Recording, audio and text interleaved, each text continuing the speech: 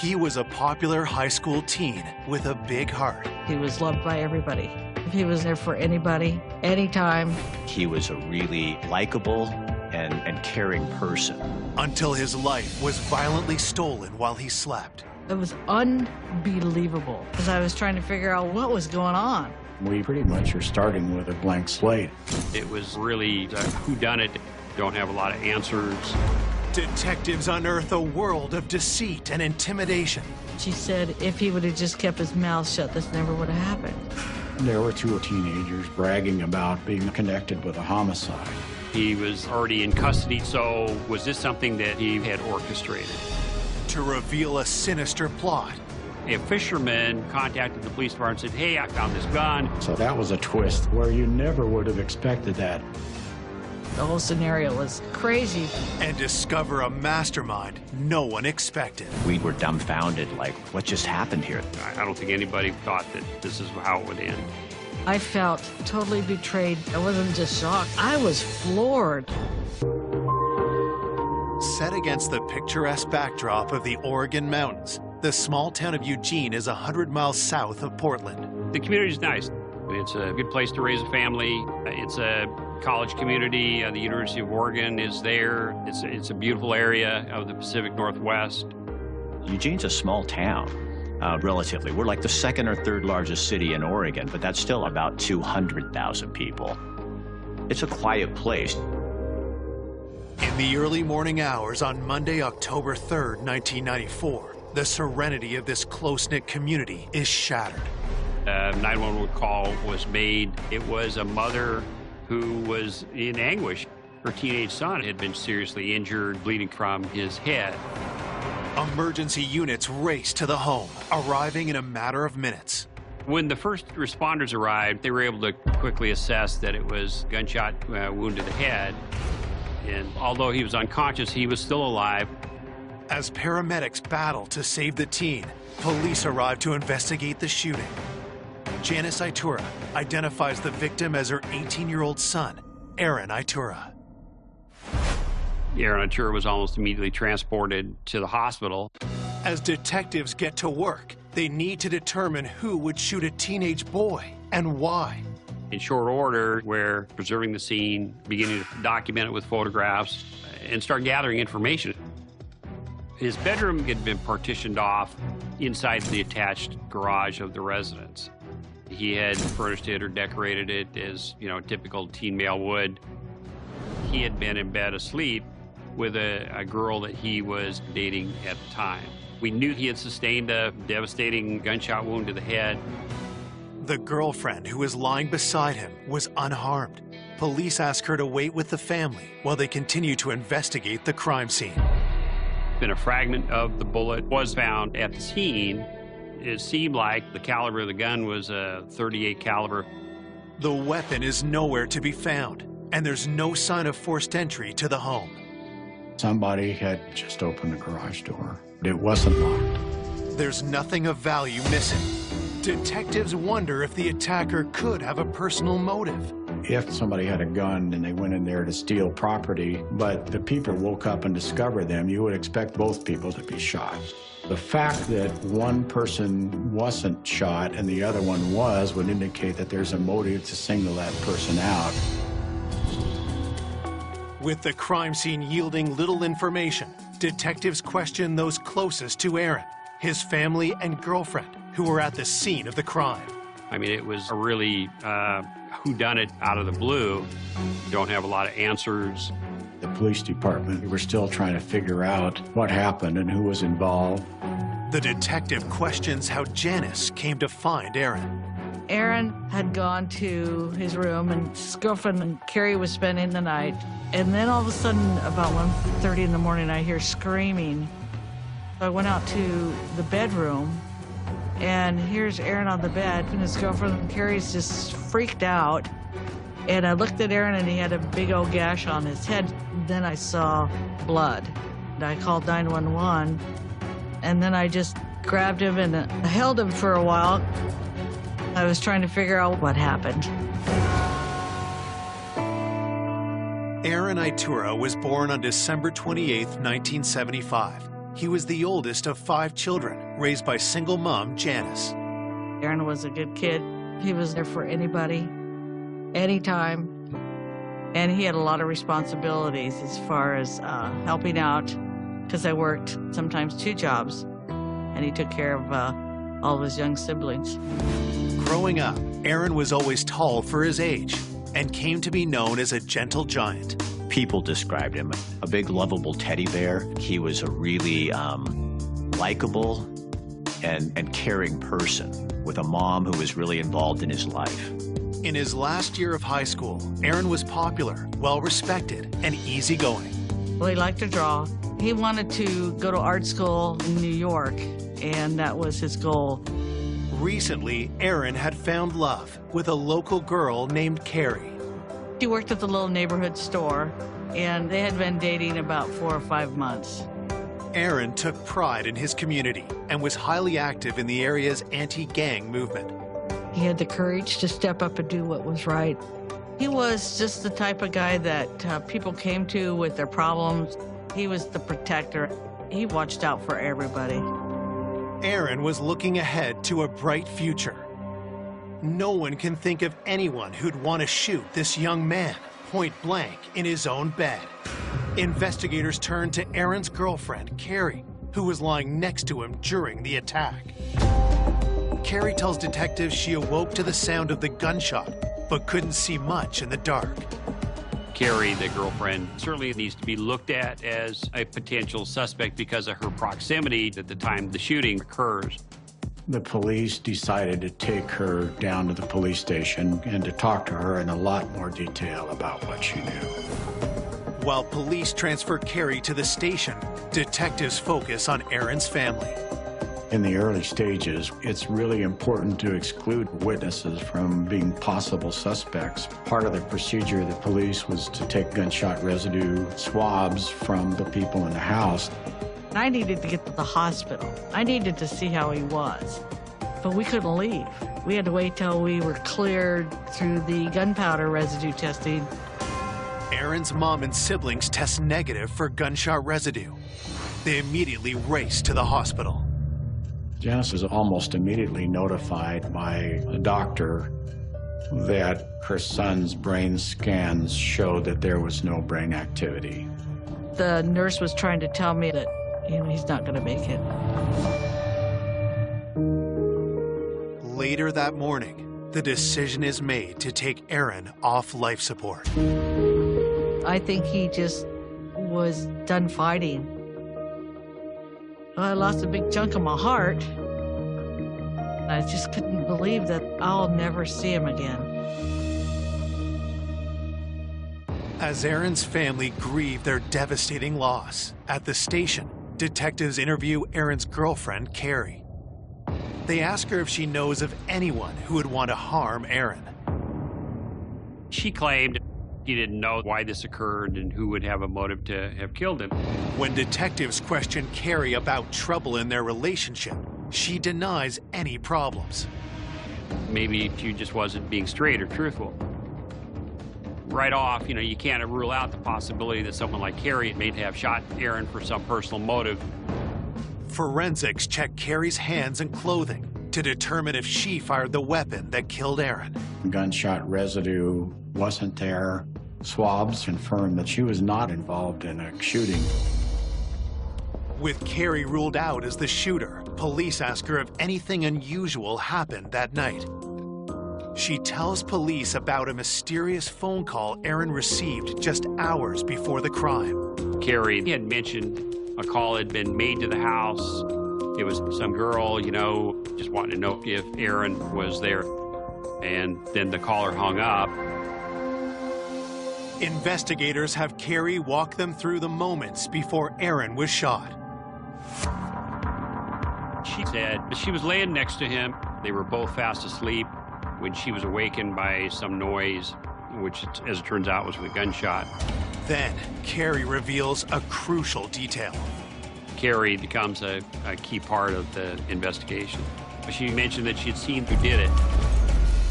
Coming up, the investigation takes a stunning turn. What we learned indicated that they knew a lot more about what happened than what they'd said originally. And unravels a tale of betrayal. And I'm just like, did I just hear her say what I think I heard her say? There was almost something pathological about their relationship. To reveal a ruthless killer hiding in plain sight.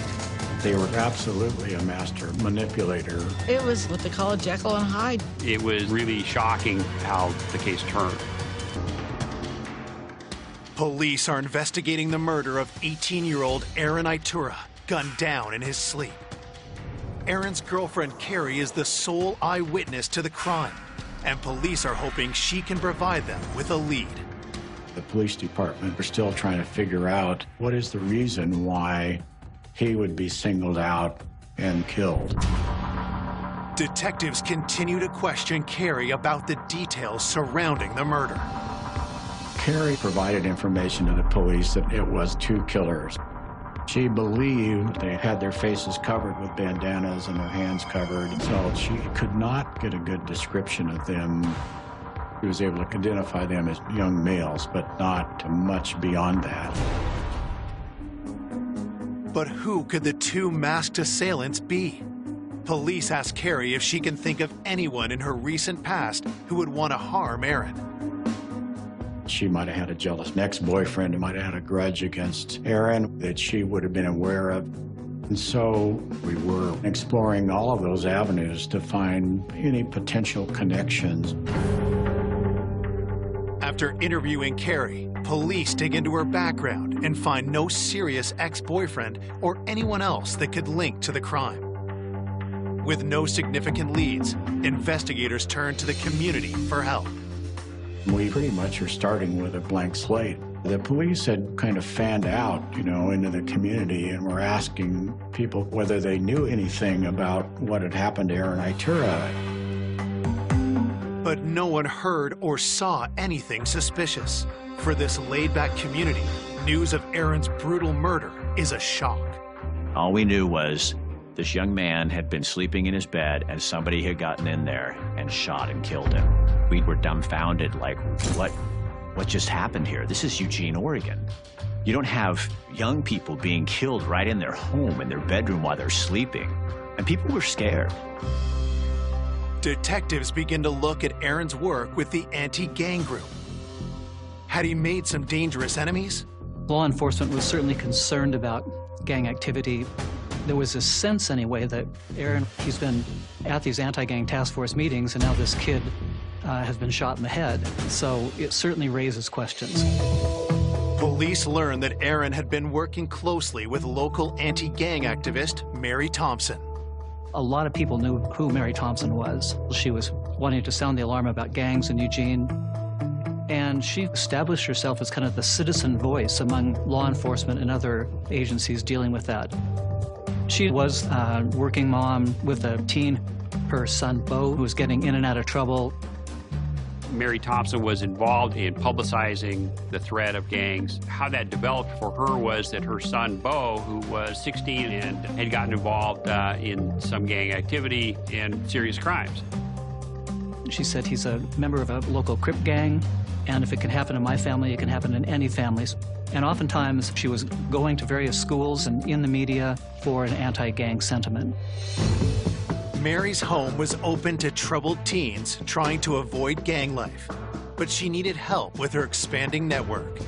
Aaron got approached in school about assisting with the community outreach. He took that role seriously.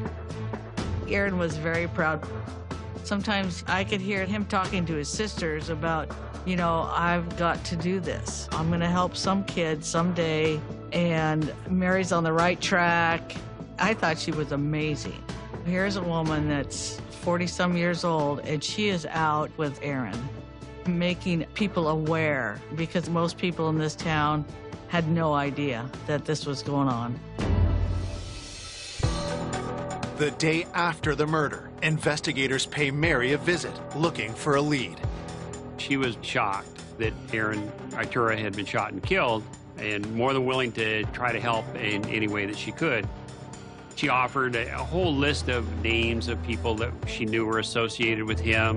Then, Mary shares a disturbing detail. When the police went to talk to Mary Thompson, she told them about a gang member from Portland that was a Crip that had stopped by her house looking for Aaron Itura before the homicide. And she identified him by the name of Sonny and said what kind of car he was driving. And this gang was dangerous. He wasn't somebody that she previously knew, just that he had showed up and was inquiring about Aaron. Where does he live and what can you tell me about him, sort of thing. Her information was that people in the gang life up in Portland were upset because of Aaron's cooperation in anti-gang efforts.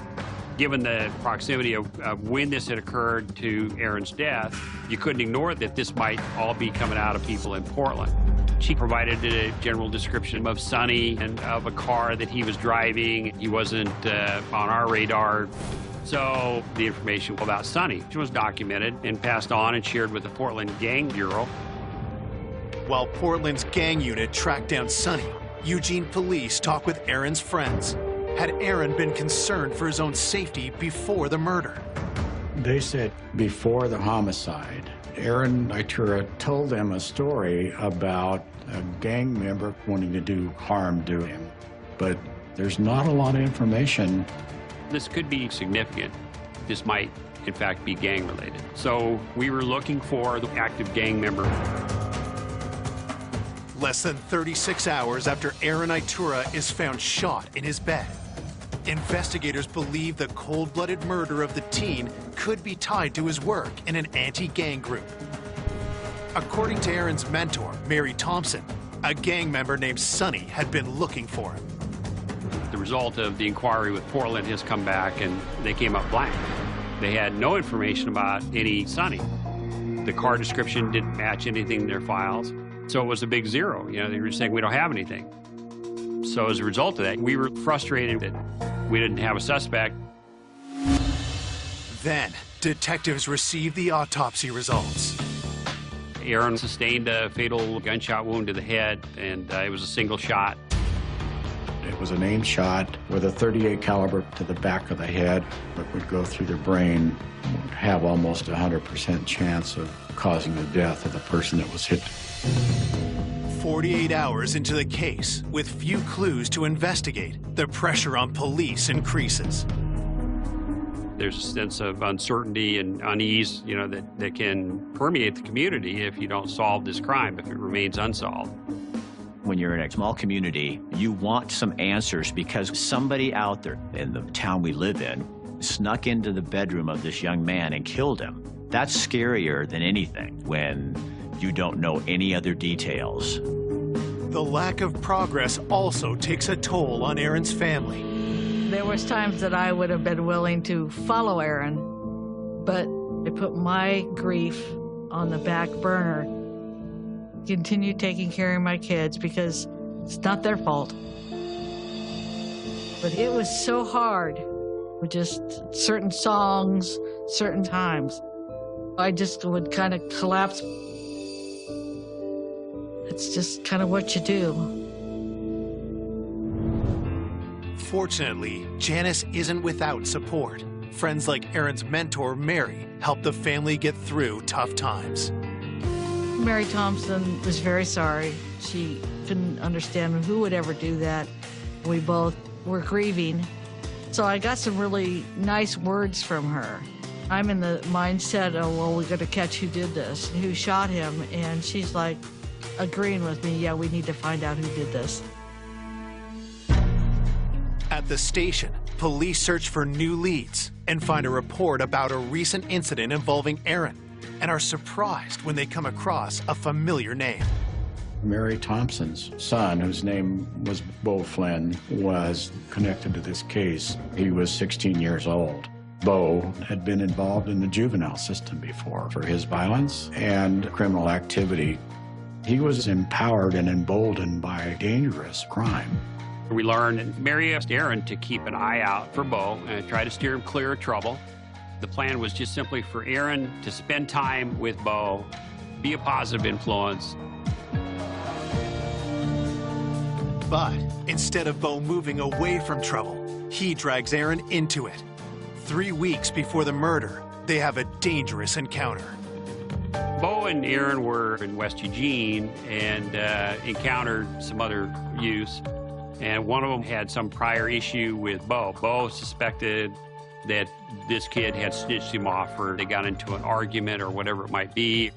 The confrontation escalated. Bo, who was carrying a knife, produced the knife and ended up cutting the other kid. Patrol officers arrived and they both were arrested. Aaron went to the Lane County Jail. I had to go down and get him.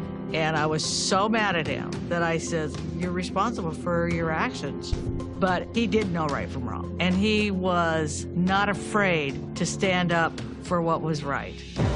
Then, Aaron makes a risky decision to testify against Bo. Aaron was killed on October 3rd, just 2 days before he was due to give his witness statement. Was this the reason for Aaron's murder? We consider the possibility that Bo was involved in the killing, especially as this potential motive emerged that Aaron was a witness in a pending case against Bo that would result in him being incarcerated potentially 3 or 4 years. Investigators pay a visit to Bo, who's in custody at the state's juvenile facility for the knife assault. He was already in custody at the time that the homicide occurred, so was this something that Bo had orchestrated? When detectives interview Bo Flynn and ask him what happened, Bo Flynn says, "I didn't do anything, I don't know anything about it." At the time, there wasn't any credible information that developed that suggested that he had orchestrated this crime. The police don't have any evidence that gives Bo's role in the commission of this murder. Having lost Bo as a viable suspect, detectives are at risk of hitting a standstill in the case. But then, Aaron's mom contacts police with a disturbing new lead. I told him that somebody heard a couple of other people at the high school were talking about how they were going to take care of the big guy, and we all knew the big guy was Aaron because he was the biggest kid at Willamette High School. We also were hearing rumors that there were 2 young gang members involved in the community bragging about being connected with a homicide. Police dig deeper into these rumors, turning to Aaron's friends for more details. When we're talking to kids that were associated with Aaron, we're just trying to find out, what do you know and who could have done this? Jim Elstad and Joe Brown had been identified as part of this loose-knit group of kids that were often frequenting the Thompson residence. And they were kind of on the fringe. The information persisted that both admitted and talked about the murder itself. They were saying that they had done the killing. They were proud of what they'd done. These kids needed to be contacted. Even as we were working, it was really shocking how the case turned. Police investigating the execution-style shooting of 18-year-old Aaron Itura have a new lead. 2 local teens have been bragging about the killing. What the word was on the street was Joseph Brown and James Elstad were the 2 individuals involved in the killing of Aaron Itura. I knew they were friends of Bo's, but these kids were Aaron's friends as well. Jim Elstad grew up with my kids. His little brother was my daughter's best friend. And hearing that he would even be involved was just bizarre, but that's what they were saying. We were told from the circle of kids that were being identified and contacted, said that Jim Elstad and Aaron Itura had been friends at one time, and that most recently, leading up to the homicide, that relationship had soured. So, a source of friction that should be explored and investigated. Joe Brown and Jim Elstad, they didn't appear to have criminal records, so there wasn't a whole lot to go on. Before police can speak to the 2 teens, they get a surprise visit from Mary Thompson. She indicated that she also heard that Joseph Brown and Jim Elstad might have been involved in the homicide. But what Mary reveals next stuns the detective. The homicide happened on October 3rd in the early morning hours, and she tells the police that both Elstad and Brown ended up coming to her house after the homicide and telling her that they had killed Itura. Acknowledged that she hadn't been entirely candid with us from the beginning. Her explanation for that was, well, I just didn't believe him. I just couldn't imagine them doing it. I wasn't seeing anything in their demeanor that suggests that they had done this homicide, and so I didn't volunteer that information up front because I didn't think it was credible at the time. But now Mary believes the two teens could have been telling the truth. Armed with this new information, police bring Jim Elstad and Joe Brown to the station for questioning. When they were interviewed, both of them denied any knowledge of the homicide. Elstad and Brown had agreed to take polygraphs as a way to clear themselves of suspicion. And so they were each polygraphed that same day, and both flunked. Detectives grill the teens for hours, and eventually they break down and confess. Brown and Elstad finally acknowledged that they had been involved and had done the homicide. To understand how Aaron Itura was killed that night, police have Joseph Brown recreate the murder at the crime scene. He had agreed to come back and do what we call a walkthrough, where you're basically doing a videotaped statement and you're describing, and in some instances you might even enact, what occurred. Joe tells police he was the lookout, and Jim Elstad was the one who shot Aaron. But what was their motive? Gradually, what emerged was they were upset because their homie Bo, was at risk of being incarcerated further because Aaron was cooperating with the police and was willing to testify against him in this knife incident. In their statements, Joseph Brown and James Elstad took personal responsibility for the homicide. They did not say that their activities were at the direction of Bo. Detectives need something concrete to corroborate their story, so they ask about the murder weapon. When police ask Joe Brown what happened to the gun, he tells them it's in the river. After the homicide, Joseph Brown throws the gun into the river to dispose of it. Police search the river for the gun, but can't find it. The fact emerged, that we were looking for the weapon. A fisherman contacted the police department and said, hey, I don't know if it's connected or not, but I was fishing that stretch of the river and I found this gun. So a patrol officer is sent out and takes possession of the gun from him and books it into evidence. They then do a ballistic check on the gun and they find out it was consistent with the murder weapon. You have their confession and you've got the murder weapon, so you can corroborate their confession to the point where the conviction of those two people is solid. On October 6, 1994, Jim Elstad and Joe Brown are arrested for the murder of 18-year-old Aaron Itura. It was very hard to find out. Jim Elstad shot Aaron while he was sleeping. It was like just unbelievable. After the arrests, Aaron's mentor, Mary Thompson, reaches out to Janice. Mary called me. First it was like, well, we need to get together, maybe have a coffee, and I'll buy you lunch.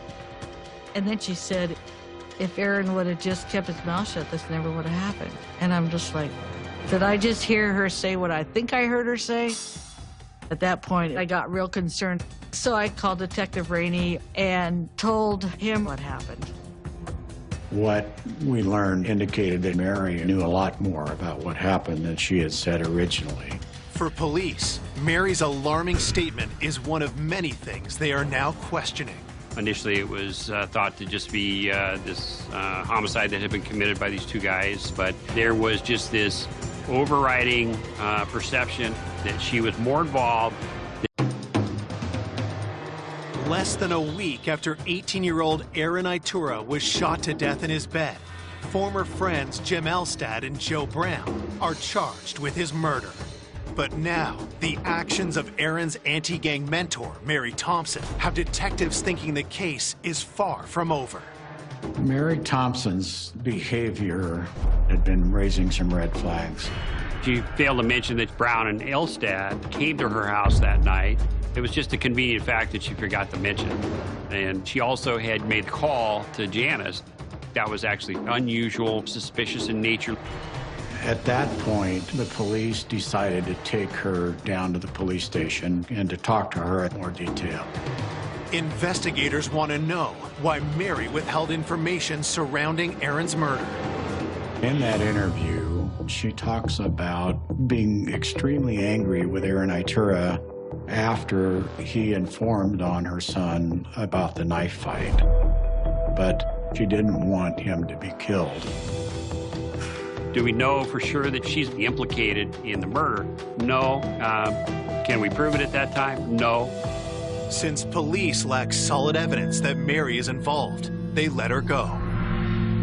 With the killers behind bars, Aaron's loved ones gathered to say their final farewells.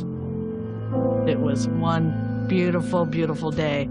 High school kids, teachers, counselors, they all showed up. Mary was there as well. And there was probably 2,000 people. People I didn't even know were there. Aaron was loved by everybody.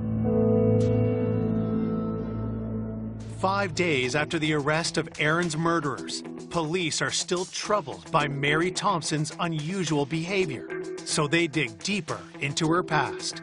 10 or 15 years prior, there was some other events in Josephine County, which is a county in southern Oregon. She had identified herself as being a person that was working as an assistant to prosecuting the drug trade. And it turned out that she was a methamphetamine manufacturer at that time, and that she got caught selling methamphetamine. Looking at Mary Thompson's past, she was engaged in a criminal activity. It was definitely shocking.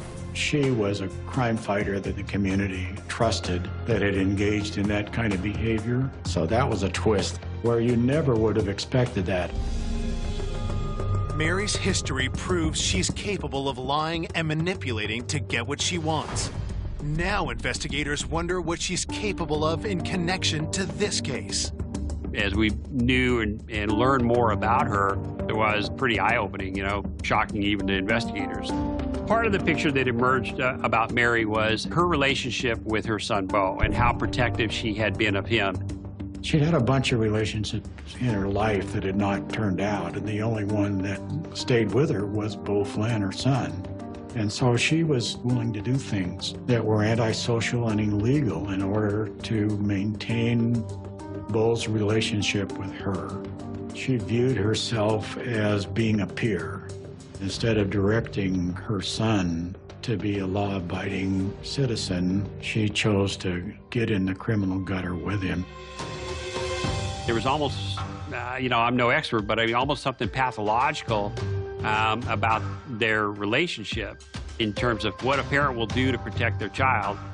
She knew that Aaron was the only thing standing between her and her son's charges. After Bo, the only person that had motive to eliminate Itura as a witness was Mary Thompson. Detectives start questioning the teens Mary claims she's been keeping out of gangs. When we're talking to kids that were identified as having frequented the Thompson residence, they weren't involved in school, they didn't have healthy relationships, they were all kind of lacking something in their life and felt that. It seemed that she already had developed a family structure that she was able to manipulate for her own purposes, and she had somehow orchestrated the murder of Aaron Itura, and as a result of that, she began emerging more and more as this prime suspect. But could Mary go so far as to have Aaron killed? To advance this investigation, the idea came up about doing a wiretap to see if something was being said here that could be used to either eliminate Mary from suspicion or would lead to evidence to convict her of murder. On the wiretap, detectives hear Mary's son, Bo, who's on parole, discussing gang activities with other gang members. They called themselves the 74 Hoover Crips. They were involved in selling drugs and stealing property. We were thinking it was possible Bo was in charge of the gang. Just when investigators think Bo is the gang leader, someone else comes on the line. It became quickly apparent that Mary was calling the shots. She was pressuring people to do stuff. Mary Thompson's role in the gang is definitely as a leader, They heard Mary planning robberies, beatings, car thefts, just a hive of criminal activity. Mary Thompson, in her exchanges, in these intercepted phone calls, clearly is talking the talk. I mean, she knows the lingo, the street language, and she's a very legitimate threat.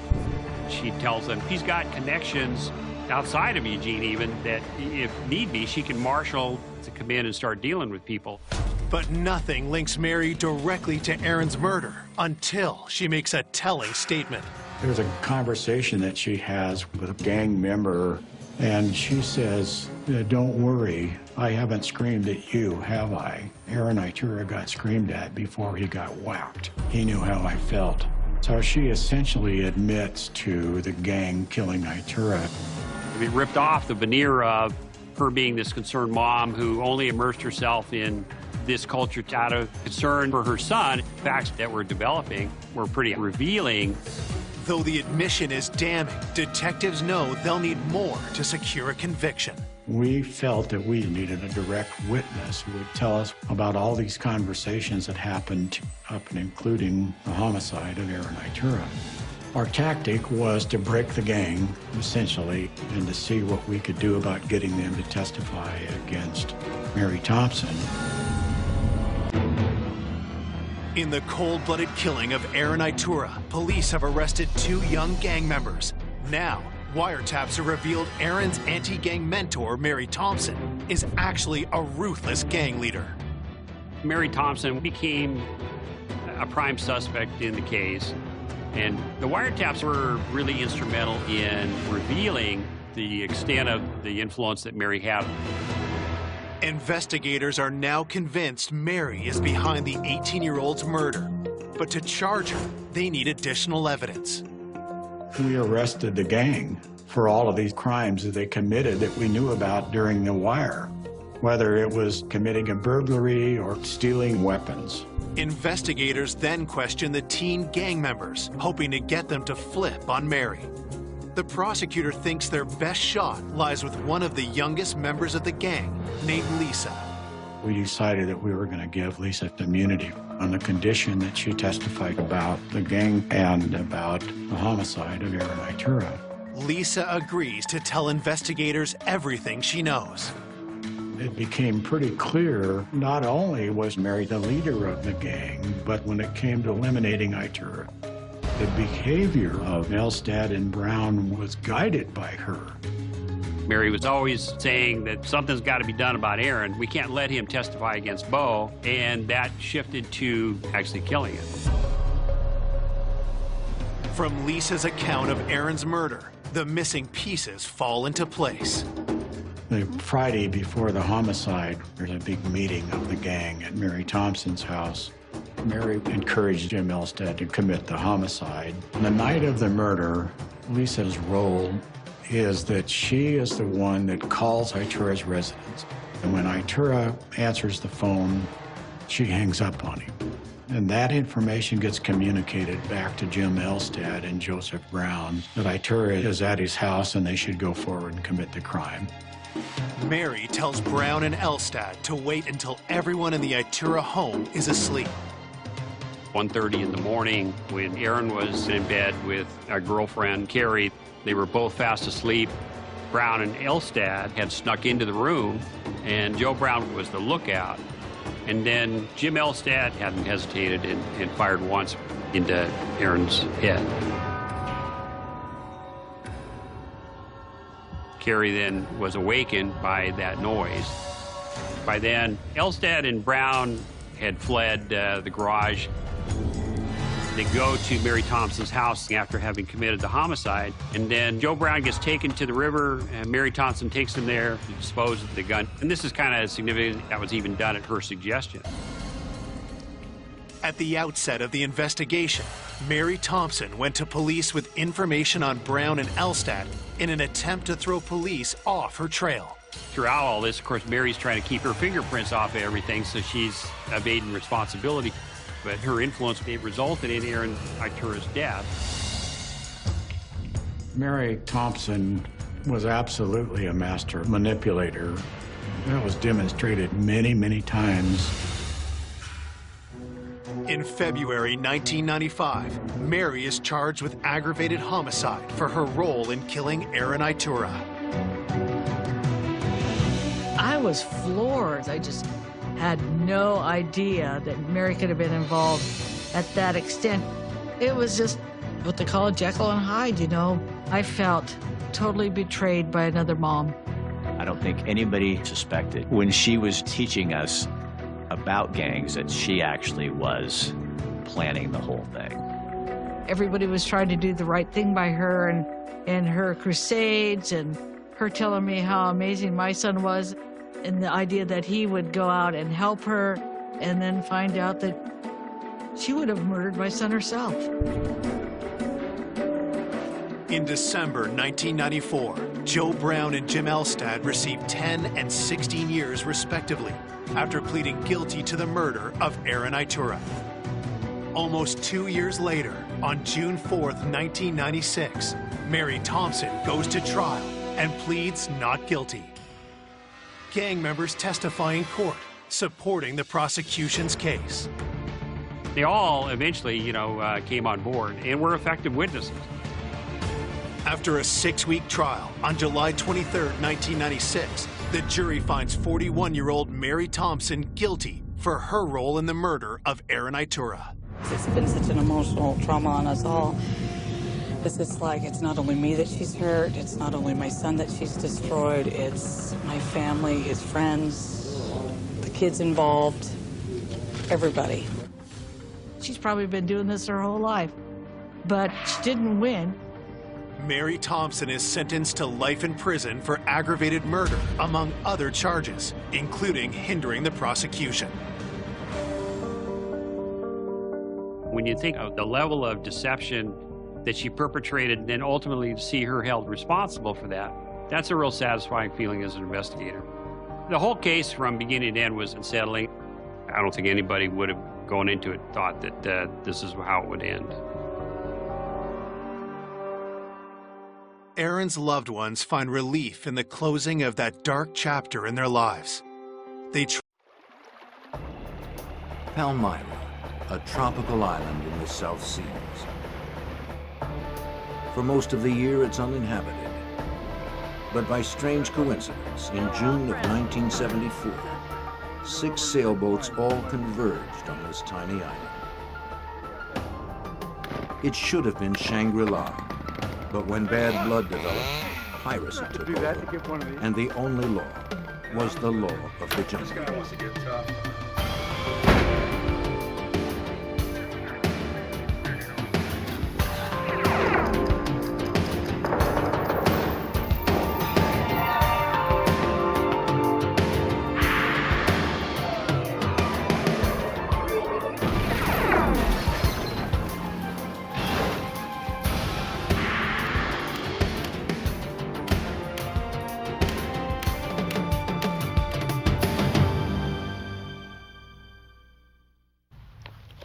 A small, uninhabited island almost 1,000 miles from nowhere.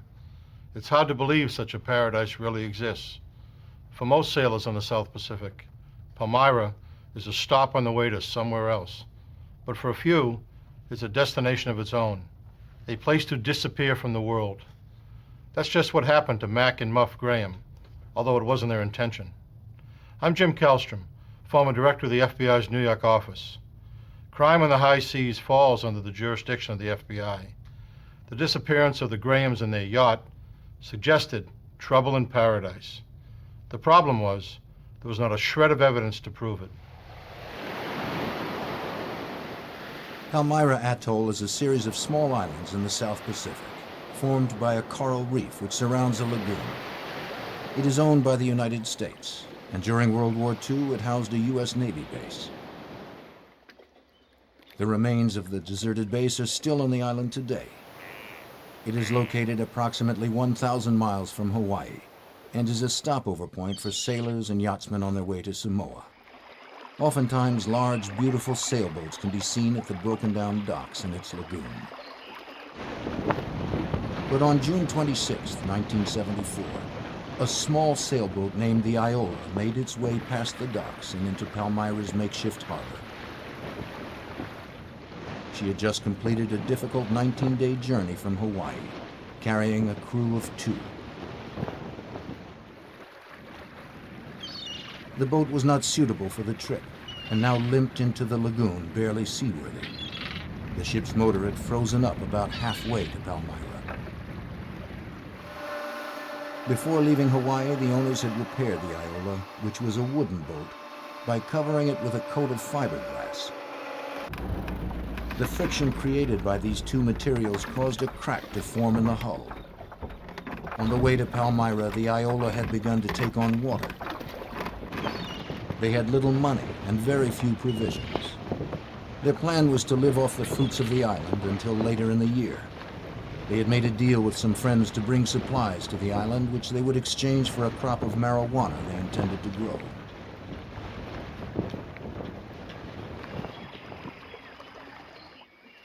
When they arrived at Palmyra, they were unhappy to see a handful of visitors at the dock area. They had hoped they would have the island to themselves.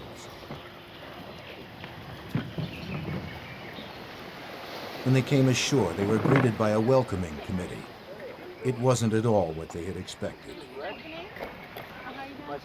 They introduced themselves as Stephanie Stearns and Roy Allen, even though the name Buck was tattooed on his right arm in plain view. What's your name, I'm saying? Roy Allen. Roy? Yeah. Roy, you got Buck on your the side there. When one of the yachtsmen commented on it, Stephanie claimed that Buck was his nickname. Something about Roy was different from the other yachters. He seemed rougher, perhaps even a little dangerous. Shortly after Roy and Stephanie arrived, another boat appeared in the channel, a beautiful 38-foot ketch called the Sea Wind. It wasn't long before the new arrivals made their way over to the dock.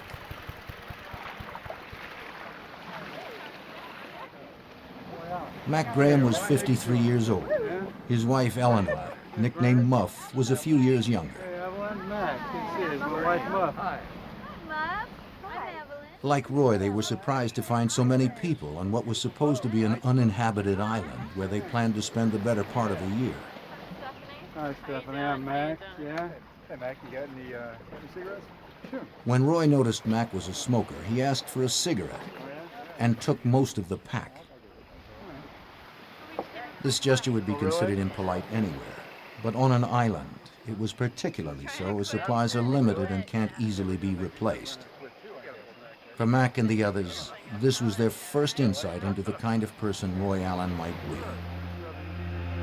Roy also boasted about his plans to raise marijuana and trade it for supplies. Soon, everyone began settling into their new life in paradise. Mac Graham began to explore the island, the ruins of the Navy base and the sandy shores. CQ, CQDX. And he also made sure to keep in touch with the outside world by shortwave radio. Everything's fine out here.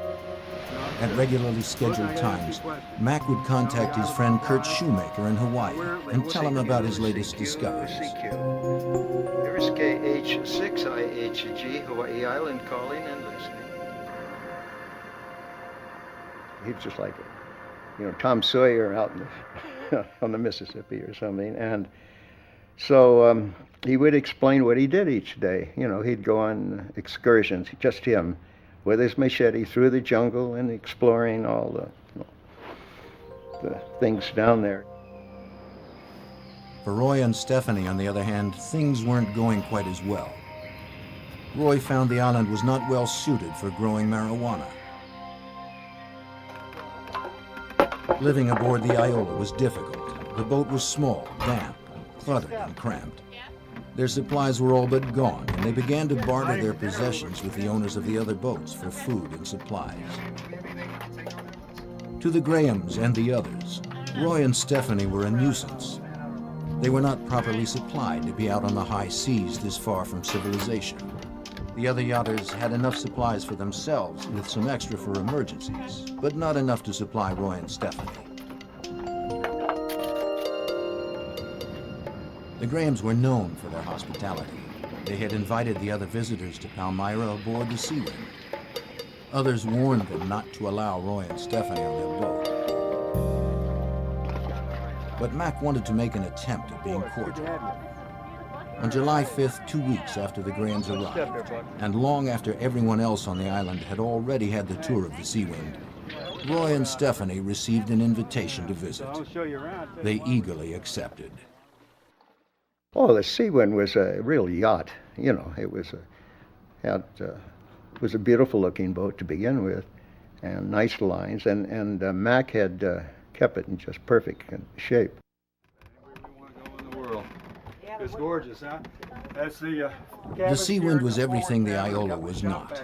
It had a fully stocked larder, and it was equipped with every high-tech navigational device on the market. It had plenty of room, and the Seawind had sailed around the world. Stephanie commented on its size and human comforts. She was enchanted by the big bunk in the forward cabin. Roy remained sullen. When Roy began to find the cramped quarters and damp bedding of the Iola too confining, he decided to move into a makeshift tent on the beach. Stephanie would stay aboard the boat. By now, Roy and Stephanie had bartered most of their possessions with the other yachters for food and supplies. Other than trading or flat-out begging, they had little to do with the others. The situation was getting worse by the day. Most of the marijuana seedlings they had counted on for money had been eaten by insects. Although Palmyra has abundant natural resources, including fish, crabs, bird eggs, and coconuts, Roy had little knowledge of how to survive off the land. To catch fish, he would shoot them with his .22 caliber revolver. Like clockwork, Mac continued his weekly radio conversations with Kurt, and he kept him informed about Roy and Stephanie. Okay. It had moved way down the end of the lagoon and would have nothing to do with the other group. And bizarre things like they started planting marijuana again to see if they could grow it. He needed, I think they were running low on food, so he needed coconuts. He took a chainsaw and cut a coconut tree down to get to the coconuts. That's kind of stupid. It also infuriated Mac Graham. Mac loved the island and had no tolerance for Roy's destructive ways. What's your problem? You don't have to do that to get one of these. Why don't you just climb up and get it down? One day he confronted Roy about it. I didn't ask you for Roy quickly became angry and told Mac to mind his own business.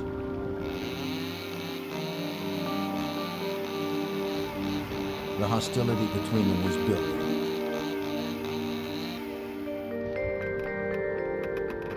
On July 13th, Muff Graham wrote her mother a letter.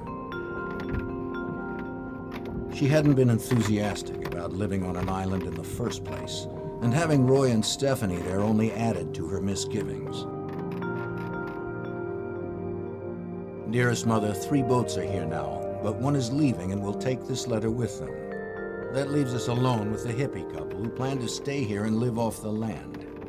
It's just our luck they decided to roost in Palmyra. Roy and Stephanie have run out of sugar, cigarettes, and I don't know what. They've bartered with other boats. Next, they will ask us.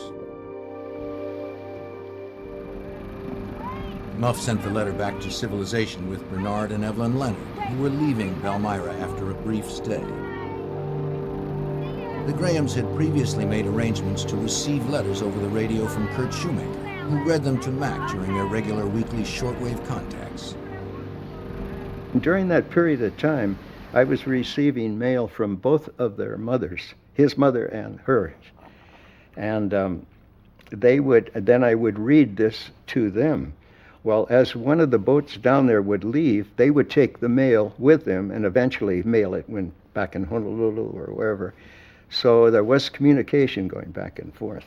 And an interesting thing about it is one of the letters I read, the mother, and I think she was in her 80s, she says that she was afraid for them. She says, you should leave that place, something will happen to you. One day when Mac was talking to Kurt, he told him that Roy had sent a message with one of the yachts back to his friends in Hawaii. They were supposed to bring Roy and Stephanie's supplies to Palmyra, and he told his friends to reply through Kurt's shortwave radio. Mac asked him if he had heard any news from them. But Kurt had heard nothing. And when Mac talked to him about Roy and Stephanie, there was something about their description that worried him. And in between these conversations, he had occasionally mentioned the other boat. And I told him, I said, you know, that doesn't sound too good to these people. I said, you know, you better be careful. And he said, no, I can take care of myself. I'll be all right. And, so I said, well, I don't know. I think you ought to get out of there myself, or one of you ought to leave. I don't want to hear it. No, I don't care. Roy and Stephanie's tempers were running short. That's why. Look around you. During the first weeks of August, the sound of angry voices could frequently be heard across the lagoon. The other visitors to the island saw Roy as a violent and quick-tempered man who was dangerous and should be avoided. Then, midway through August, another boat came to Palmyra and spent a few days.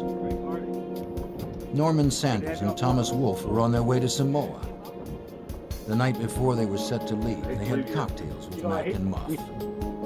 The talk turned to the Iola. Sanders was a sailing expert. He told them he had offered Roy advice about getting the Iola to Samoa. He said he'd suggested Roy and Stephanie should go there, but Roy had just become angry and refused the help. Wolfe cautioned the Grahams that it would be easy for an unsuspecting couple to disappear on a place like Palmyra. In response, Mac opened a drawer and pulled out a .357 Magnum. He assured the others that he could take care of himself. "I'm tougher than he is," Mac said confidently. Wolfe and Sanders left Palmyra the next day. The group of people that were down there, the various boats, one by one, of course, were on their way somewhere, and they, one after another, left. Visitors had come and gone pretty regularly for the last 2 months, but with the departure of Wolfe and Sanders on August 17th, things changed. This was the end of the season when most sailors would be stopping by Palmyra. Mac and Muff Graham were alone on the island with Stephanie and Roy. On August 27th, Mac talked to Kurt Shoemaker. Roy and Stephanie and the Grahams had been alone on Palmyra for 10 days. The tension between Mac and Muff Graham and Roy and Stephanie had increased. Muff knew Roy had a gun and a chainsaw, and at one point he'd been seen with an acetylene torch. This scared her and she wanted off Palmyra, but Mac stubbornly didn't want to leave. The boats had moved to opposite sides of the lagoon and the couples pretty much ignored each other. But then, something unusual happened. Here is KH6IHG. I was talking to him, and while we're talking, he hears a female voice yelling, saying something, calling to him. And he says, "Oh, what's this happening?" So he says, "Hang on a minute, I'll go topside and see." And he says, "I'll be darned. She's coming over in her dinghy, and she says she has a cake for him." And he says, "I guess they're going to declare a truce or something, huh?" That was the words he used. He says, "I better check this out carefully." I said, "Okay." So same schedule next week, same time. So I said, "Be careful now, and see you later." Was it? 1 week later, Shoemaker was at his radio for their regularly scheduled conversation. For the first time since Mac and Muff had left Hawaii, there was no response from the sea wind. I was concerned about that, and I tried for quite a while, about 20 minutes to half an hour, trying to make contact. So the next contact was a couple of days later, and then I tried again. Nothing. And then for the next few weeks, I tried, intermittently from time to time. And then it was at that point that I decided something happened. Unable to convince the authorities that something had gone wrong on Palmyra, Shoemaker had a friend fly over the island. The aerial survey seemed to confirm his worst fears. Palmyra was deserted. There were no boats in the harbor, no Iola, no sea wind, and there was no sign of life. Well, I had a feeling that all that time that something had happened. The boat had been taken over. I was very strong feelings about that, simply because of all of the incidents that they related to me and he related, and I mean, it just pointed to that one thing, but I couldn't convince anyone that that was a problem. Shoemaker did have one resource available to him, the radio. Having no idea where they had gone, he spread the word to yachtsmen in the Pacific to be on the lookout for the Sea Wind. But days, weeks, and then months passed with no word about the fate of Mac and Muff Graham or the Sea Wind. 2 months after the last communication with the Grahams, Bernard and Evelyn Leonard, who had been given the last written message from the Grahams, were at the Alawai Yacht Harbor in Hawaii. Bernard noticed a 38-foot ketch with very distinctive markings. Yes, it is. Yes, it is. Well, then it had to. It had been repainted, but Bernard was certain it was the Sea Wind. He also recognized a familiar figure on deck, Roy Allen. Knowing the tensions that had existed between the Grahams and Roy and Stephanie, and also knowing that the Grahams had not been heard from in some time, Leonard immediately called the Coast Guard. The Coast Guard had been aware of the missing Sea Wind. Yes, When Leonard explained that the owners were not on the boat, the Coast Guard officers felt this might lead to something outside of their jurisdiction. They called the FBI. The call was answered by Special Agent Calvin Shishido, who worked out of the FBI's Hawaii field office. My assignment there was just a general mix of general criminal investigations, security investigations, backgrounds.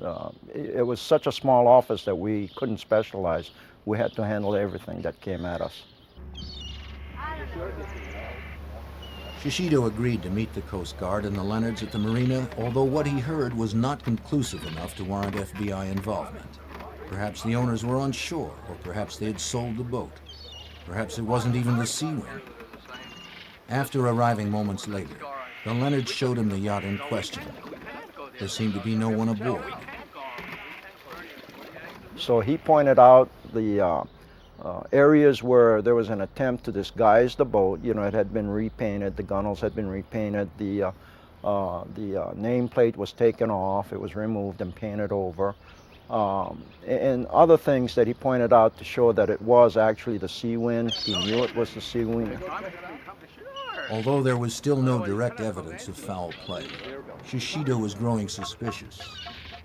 There was no visible activity on the boat, so Shishido instructed the Coast Guard officers to post a lookout. The lookout spotted Roy and Stephanie the next morning, rowing from the floating dock towards shore in a little dinghy. He immediately alerted the Coast Guard, who in turn called Special Agent Shishido. But another boat owner hailed Stephanie and Roy and told them that the Coast Guard had been looking around their boat the day before. Roy noticed a Coast Guard patrol boat in the marina that seemed to be moving towards them.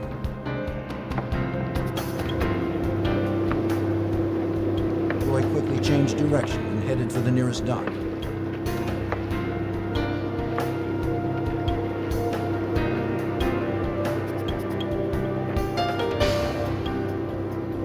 After letting Roy off, Stephanie started to row back to the Sea Wind.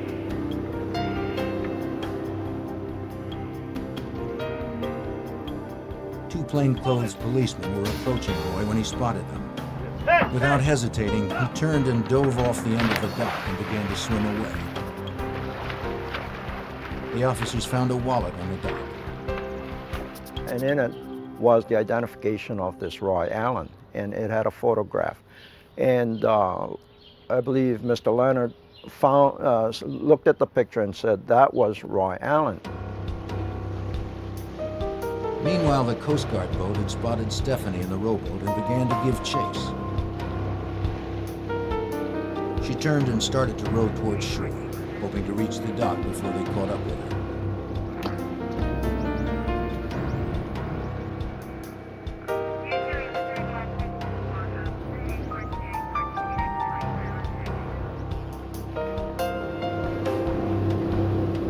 When she reached the dock, she jumped out and began to run, but there was nowhere for her to go.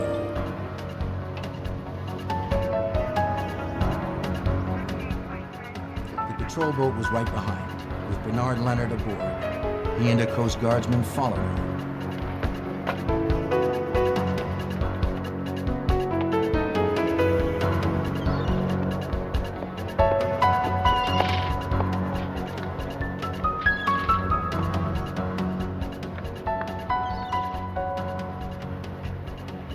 saw her dart into a hotel stairwell.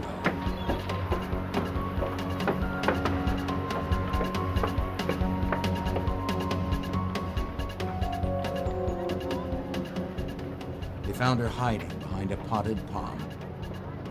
She immediately recognized Leonard from Palmyra. Come with us.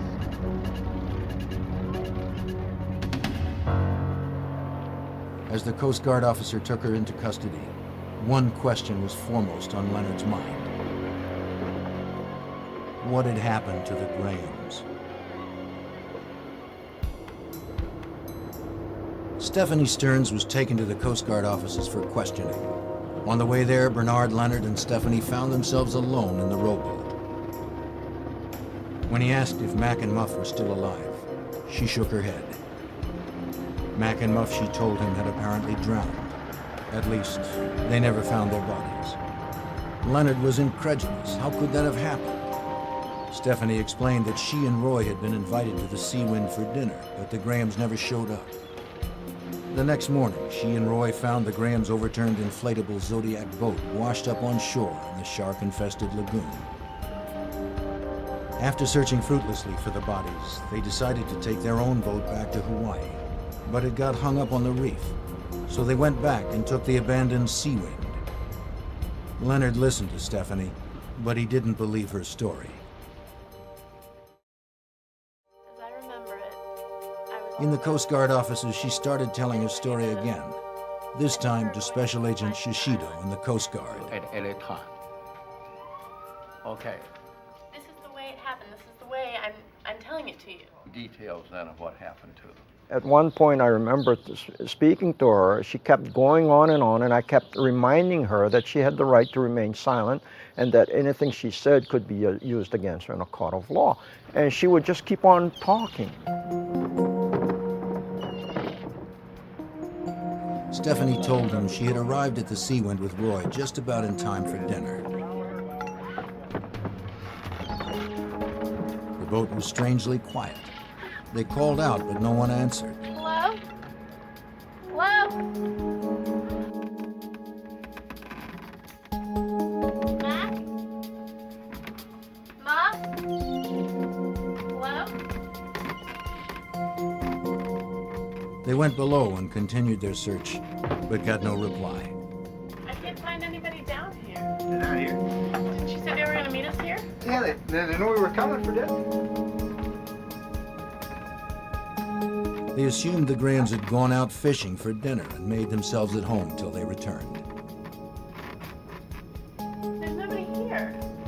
According to Stephanie, the Grahams never showed up, so they both decided to spend the night on the Sea Wind. All right. They believed the Grahams would show up any time. But the next morning, when the Grahams hadn't returned, she said they became very worried and went out to look for Muff and Mac as soon as it was light. But all they found was the Grahams' overturned Zodiac washed up on shore and a can full of gasoline. They turned the inflated boat over and started the motor. Then she said they spent the next 2 days searching for the Grahams or any sign of what might have happened to them. But they found nothing. The Grahams had simply vanished. Shishido found her story implausible. Together, and we went over there. When she explained how they had taken possession of the Sea Wind, her story was quite different from the one she had just told Leonard. No one would have believed us. They would have taken This the time, boat. she said they had left Palmyra aboard the Sea Wind towing the Iola, which got caught up on a reef and sank. And all we found Stephanie was tripping over her first lie. But I knew there were at least, two conflicting stories as to how they got in possession of the boat. At this point, we became very worried about the Grahams' condition. We didn't know what had happened to them, and we certainly was not going to get any real true information from Stephanie Stearns. The FBI has jurisdiction over crime on the high seas. Shishido determined he had enough evidence to arrest Stephanie Stearns for interstate transportation of stolen property. Then his attention turned to Stephanie's boyfriend, Roy Allen, who had evaded the police at the marina and was still at large. Shishido checked, and there was no record of a Roy Roy Allen, but he had the wallet with Roy Allen's picture. Bernard Leonard also told Shishido that Roy had taken marijuana plants to Palmyra and had intended to grow them to sell. Drugs and a photograph of Roy gave him a starting place.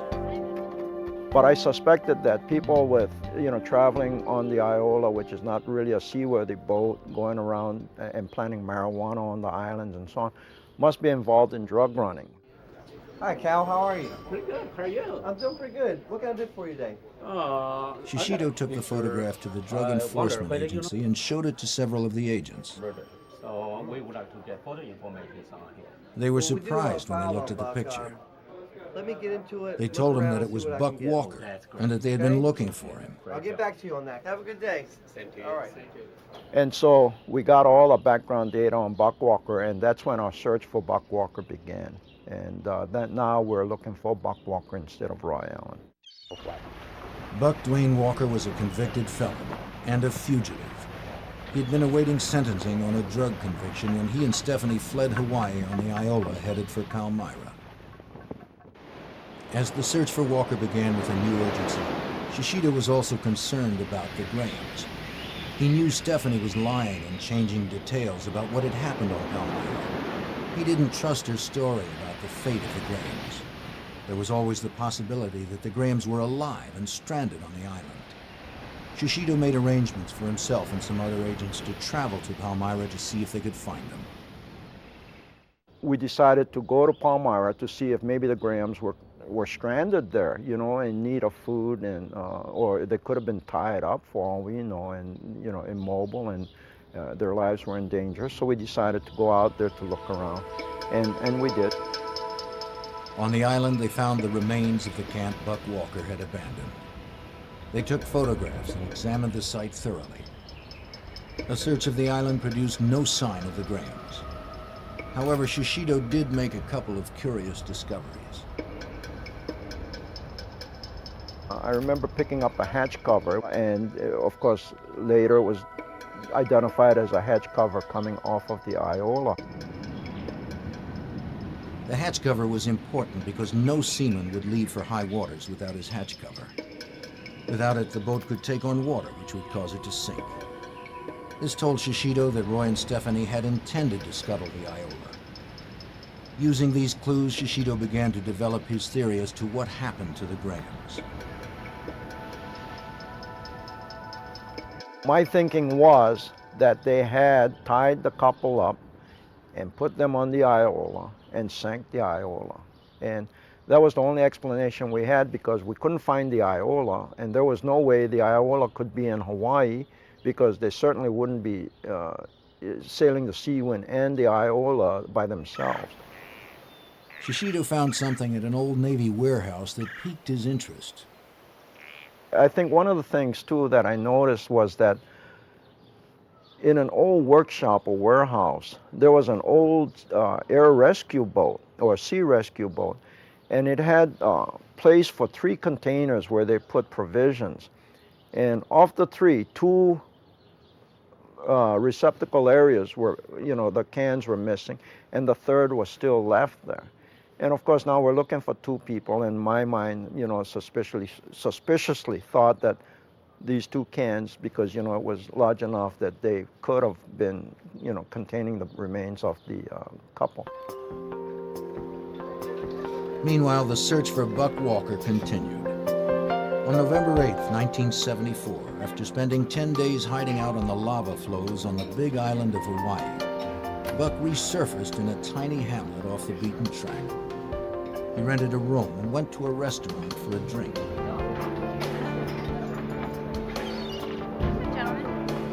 At the same moment, across the street, 2 uniformed officers were eating lunch.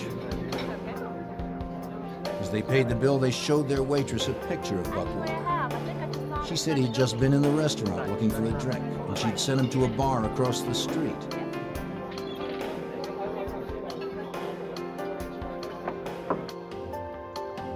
The officers spotted him and contacted the FBI. Buck was arrested on a fugitive charge. He was read his rights and handcuffed without a struggle. FBI, you're under arrest. Put your Under hands on questioning, Buck revealed nothing that could help the investigation. He answered questions with a frank yes or no, or with stone silence. The investigators couldn't find even the slightest piece of information that could help them find the Grahams. Right arm. While Stephanie was in prison awaiting trial, Shishido found more proof Stephanie and Buck were lying. While she was at prison, we found out that she had some photographs developed. So when the photographs were developed and brought back to prison, we seized the photographs and examined them. Among the photographs showed that the Sea Wind, or Stephanie Stearns, was on the Sea Wind taking a photograph of the Iola under full sail with Buck Walker on board the Iola. So we knew that at one point Stephanie was on the Sea Wind and Buck Walker by himself on the Iola. This was different than the stories both Buck and Stephanie told officials. Shishido was convinced that the Grahams had been murdered. But without any bodies and no hard evidence, the U.S. attorney assigned to prosecute the case did not believe they could make a homicide charge stand up in court.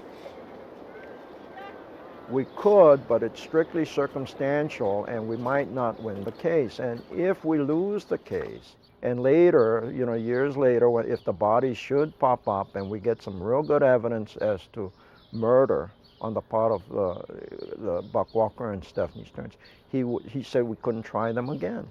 So I thought, well, that makes a lot of sense. Buck Walker and Stephanie Stearns were charged with interstate transportation of stolen property. It was an open and shut case. Buck and Stephanie had been caught with possession of the Sea Wind in Hawaii and had made numerous attempts to change its appearance. Buck had registered it under his name as a homemade boat. Buck and Stephanie were both found guilty. Buck Walker received 10 years for his previous drug conviction and 5 years for theft of the Sea Wind. Stephanie Stearns received 2 years for her role in the boat theft. But Shishido was still convinced the couple had killed Mac and Muff Graham, and that somewhere on or around Palmyra was the evidence to prove it. He could only hope that someday it might surface, and then he could charge Buck and Stephanie with murder. On January 21st, 1981, a young South African couple, Robert and Sharon Jordan, were visiting Palmyra. Almost 7 years had passed since Mac and Muff Graham disappeared. That afternoon, Sharon went for a walk down the beach and made a startling discovery.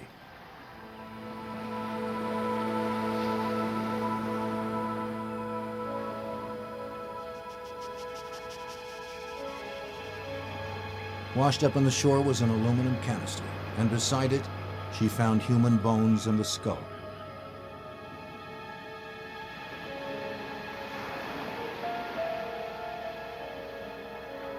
Around one of the bones was a wristwatch. She had heard the story of Mac and Muff Graham and immediately contacted the Coast Guard.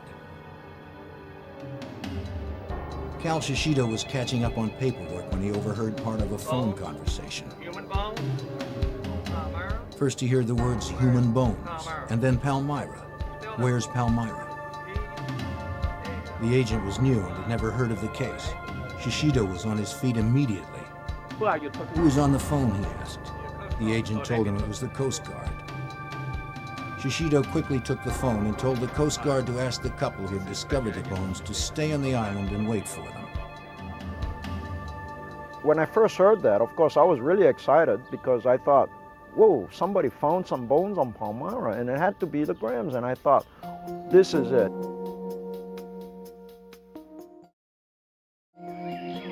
Shishido and a team of investigators flew to Palmyra to examine the new findings. If the bones Sharon Jordan found belonged to either one of the Grahams, the FBI might be able to establish the cause of death. Shishido was shown the gruesome discovery: a skull, human bones, a wristwatch, and some wire, all lying next to an open metal box, identical to the kind Shishido noticed in the rescue boats on his previous visit to the island. He speculated that the wire had been wrapped around the case and had somehow come loose. Then when the case came ashore, it had opened and the bones had spilled out. Since a second container had been missing from the Navy rescue boat, Shishido felt the other victim might still be inside. Divers were sent to search the surrounding waters, looking for a container like the one found on the beach. But in the shark-infested waters, the divers found nothing. When Shishido got back to Honolulu, he sent the container, wire, skull and bones to the FBI laboratory in Washington, D.C. for examination. The skull belonged to a Caucasian woman in her late 40s or early 50s. Dental records showed that it was Muff Graham's. The skull also had signs of charring around the left eye socket and a hole in the left temple. The FBI concluded that the contour of the hole was consistent with a gunshot wound, but due to the age of the wound, could not say conclusively that it was caused by a bullet. The aluminum box was examined by the FBI Elemental Analysis Unit. They found evidence of charring on the outside of the box. Next, the FBI needed to determine if the skeleton had been in the box. They cut out a rectangular section and subjected it to a battery of tests. The rectangular piece of metal was found to contain traces of human protein, conclusive proof that the box had once held a body. The FBI did a tremendous job as far as the container was concerned, because they came back with a report that indicated that there were human remains in the container, that the remains had been burned, and that while it was in flame, the container was in about 2 inches of water. And they found traces of human protein, human fabric in the container and everything, to indicate that a human body was disposed of in the container by flame. As Shishido had suspected, Muff Graham had not simply drowned. She had been murdered. The FBI now believed it had enough evidence to prosecute Buck and Stephanie for the murder of Muff Graham. Having served her jail term for the theft of the Seawind, Stephanie now had a white-collar job in California. She was arrested and taken into custody. Buck Walker was still serving time in prison, or so Shishido thought. When I sent our agents in the state of Washington a lead to put a detainer on Buck Walker, I found out that he was an escapee. And so I thought, oh no, not again. You know, are we going to have to do this search all over for him? We found that there was only one woman that had visited him, and that she had visited him the day before his escape. A trace was placed on the woman, which led them to her car, parked in a motel in Yuma, Nevada. The FBI was notified and set up a stakeout. When Buck and another man came out of the motel and approached the car, the FBI moved in. He was considered an armed and dangerous fugitive, wanted both for murder and jailbreak.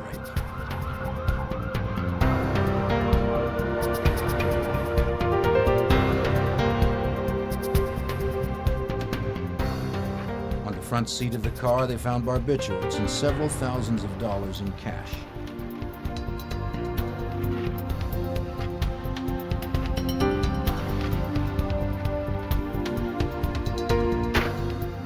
Buck Walker was arrested and charged with the murder of Muff Graham.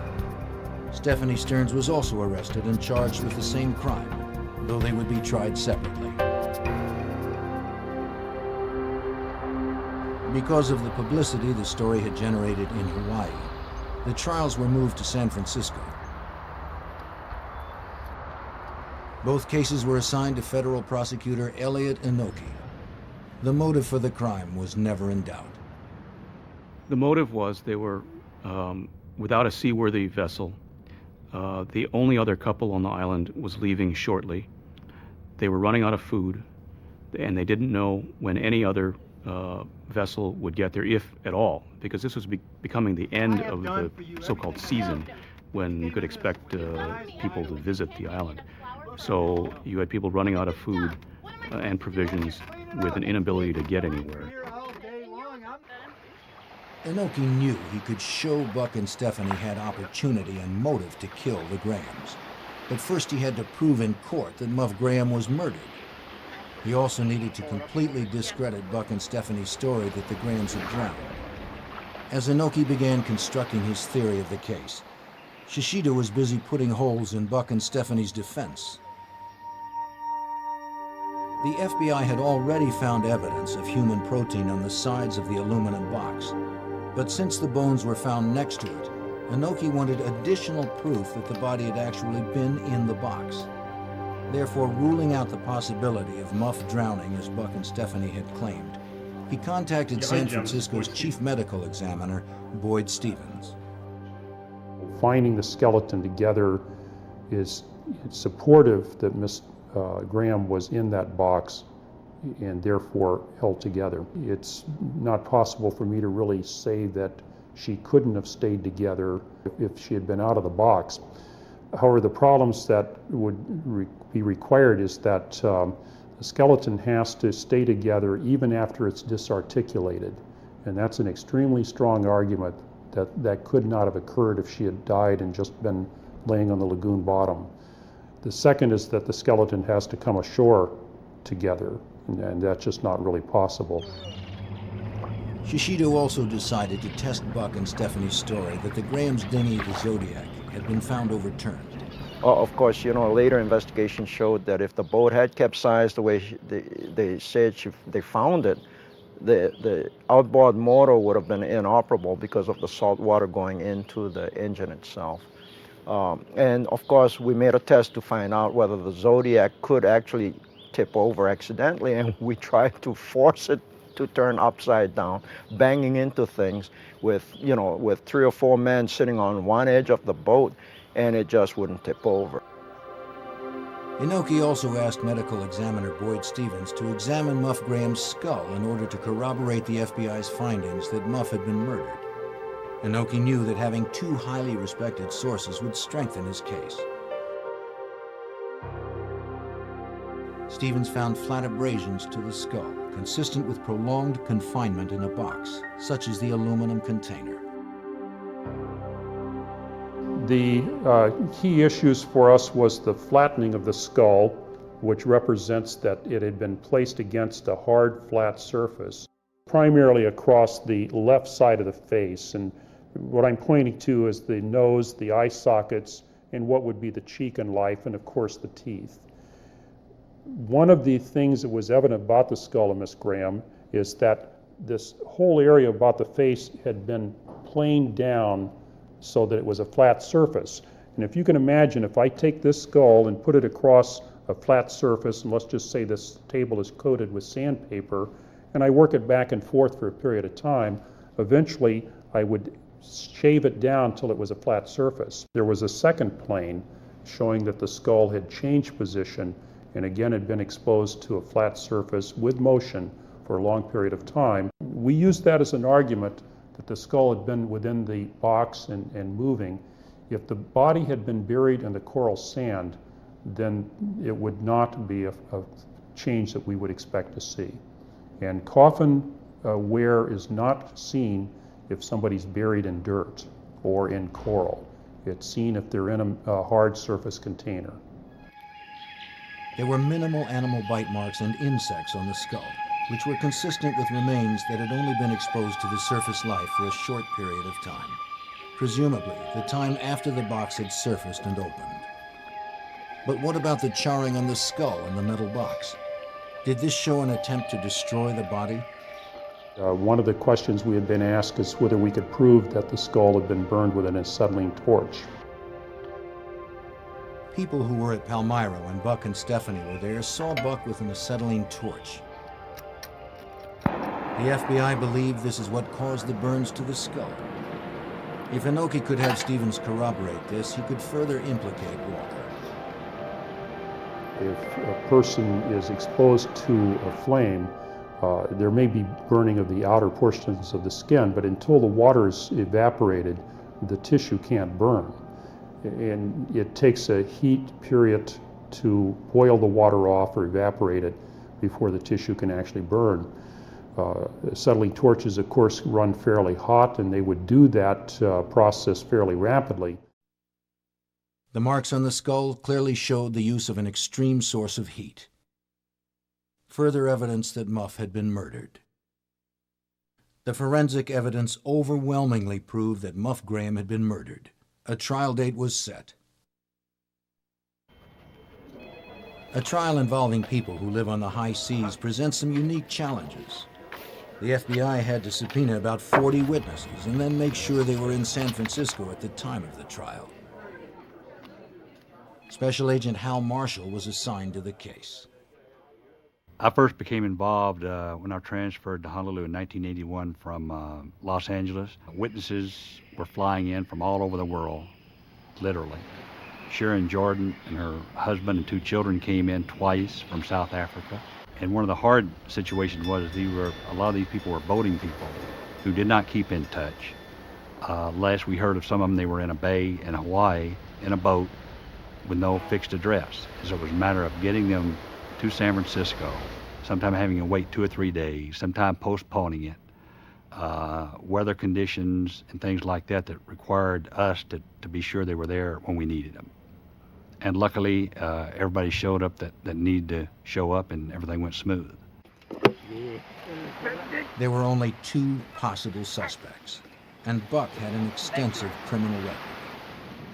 But did Buck commit the murder alone, or was Stephanie also involved?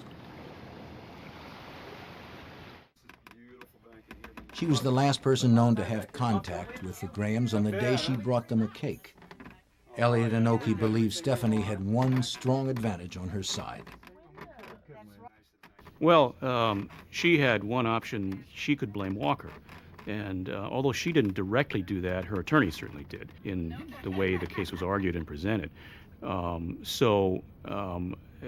That gave her a very big option that Walker simply did not have, or if he had, it was a much more difficult sell because of the circumstances and the personalities involved.